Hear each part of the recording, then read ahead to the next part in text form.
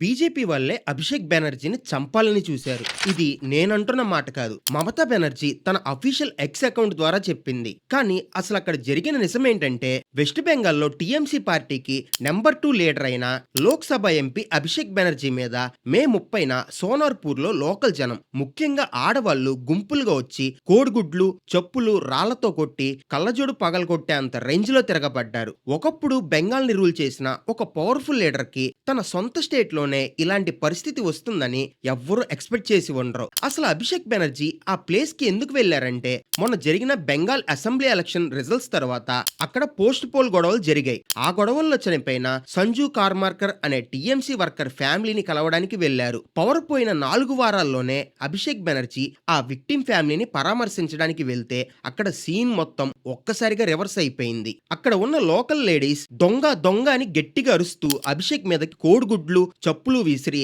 చెంపదెబ్బ కొట్టడానికి కూడా ట్రై చేశారు. జనం అంతలా ఎందుకు విరుచుకుపడ్డారంటే లాస్ట్ 15 ఇయర్స్ గా టీఎంసీ గవర్నమెంట్ చేసిన అవినీతి, ఎక్స్ట్రాక్షన్, ఇంకా స్కూల్ జాబ్ స్కామ్ లాంటి తప్పుల వల్ల లోకల్ పబ్లిక్ లో విపరీతమైన కడుపు మంట ఉంది. ఆ కోపమే ఇక్కడ బయటపడిందని అంటున్నారు. ఒక దొంగ ఇంకో దొంగను పరామర్శించడానికి వచ్చాడంటూ అక్కడి ఆడవాళ్లు డైరెక్ట్ గా నిలదీశారు. ఆ అటాక్ జరిగిన వెంటనే పోలీసులు ఆయనకు ఒక పోలీస్ హెల్మెట్ ఇచ్చి సెంట్రల్ ఫోర్సెస్ హెల్ప్ తో ఎలాగోలా ఆ క్రౌడ్ నుంచి తప్పించి కోల్కతాలోని హాస్పిటల్ కి షిఫ్ట్ చేశారు. ప్రస్తుతం అభిషేక్ కి ఎలాంటి దెబ్బలు తగలలేదని చెప్తున్నారు. ఈ గొడవ తర్వాత అభిషేక్ బెనర్జీ మాట్లాడుతూ ఇదంతా నన్ను చంపడానికి బీజేపీ ముందే ప్లాన్ చేసి రౌడీలను తెప్పించి చేయించిన కుట్రని కమెంట్ చేశారు. మమతా బెనర్జీ కూడా బీజేపీ రోలర్స్ కిల్లర్స్ అయిపోయారని బ్లేమ్ చేశారు. కానీ బీజేపీ స్టేట్ లీడర్ సమీక్ భట్టాచార్య మాత్రం ఈ అటాక్ తో మాకు ఎలాంటి సంబంధం లేదు. ఇది కేవలం లాస్ట్ 15 ఇయర్స్ టీఎంసీ కుళ్ళిపోయిన రూలింగ్ మీద ప్రజలకు వచ్చిన స్పాంటేనియస్ కోపం మాత్రమే అని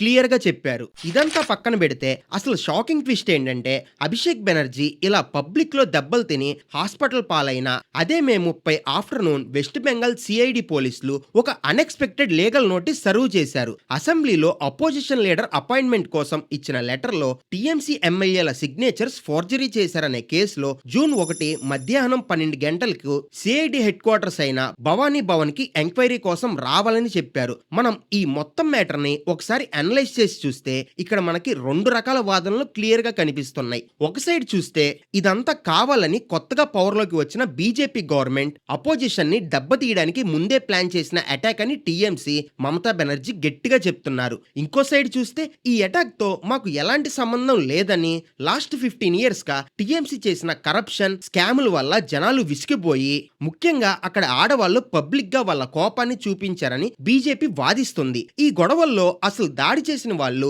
నిజంగానే లోకల్సా లేదా ఏదైనా పొలిటికల్ పార్టీకి చెందిన వాళ్ళ అనేది ఇంకా అఫీషియల్ గా కన్ఫర్మ్ కాలేదు. మరి ఈ మొత్తం ఇష్యూ పైన బెంగాల్లో మారుతున్న ఈ పొలిటికల్ సిచ్యువేషన్ పైన మీ ఒపీనియన్ ఏంటో కింద కమెంట్స్ లో షేర్ చేయండి. అలాగే మన రియల్ టాక్ ఛానల్ కి తప్పకుండా సబ్స్క్రైబ్ చేయండి.